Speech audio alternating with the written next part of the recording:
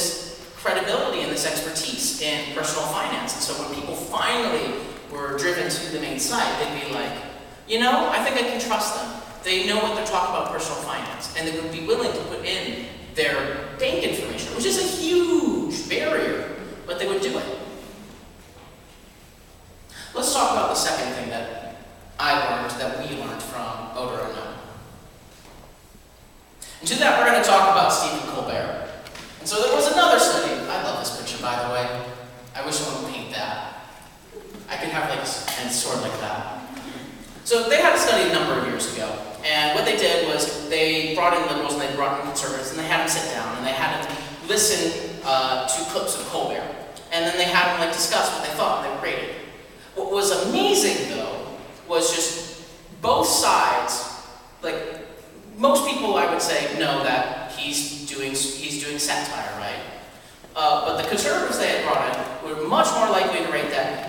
In fact, he agreed with them, and he was using humor to prove their point of view. And in fact, it would go further to say that he was absolutely conservative and despised liberalism.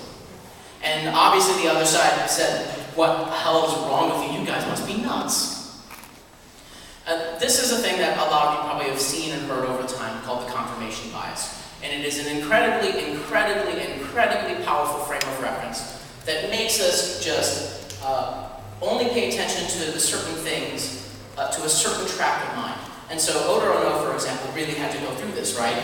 Because what was their issue?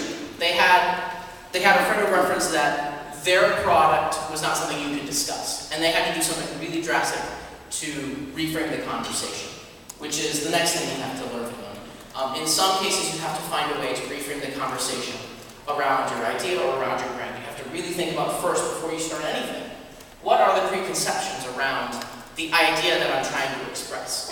And how do I address those first, before I go try anything else? Because you can put out the greatest content, but if people, for example, you can put out the greatest content in some countries, but for banking, for example, but no one will actually go and open up a bank account because it's not accepted practice in the country. You have to first change their opinion of banking itself before you go and promote your product. There are a couple of good examples. So we're going to talk about the deodorant that I threw on the ground right now. So before the Old Spice campaign, there was a war. It was between Axe body spray and the Axe brand, which had just come in from Unilever, and Old Spice, Procter & Gamble. And Axe, in the early 2000s, was being very successful because basically their pitch was this. This is sex in a can, boys. If you spray this on you, you will have lots and lots and lots of ladies. That was pretty much literally pitched. That's what they should have just written. And it was successful. And so Old Spice is like, well, why don't we try that? That should totally work. Yeah, no, it didn't work at all.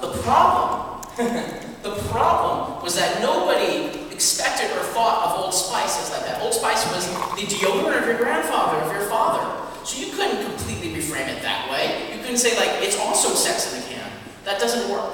So what they did was they did a little twist after they switched over to Wheaton and Kennedy. And so they put out this ad first. It's the first ad by Wheaton and Kennedy. And this is Faye Dunaway, and they had this ad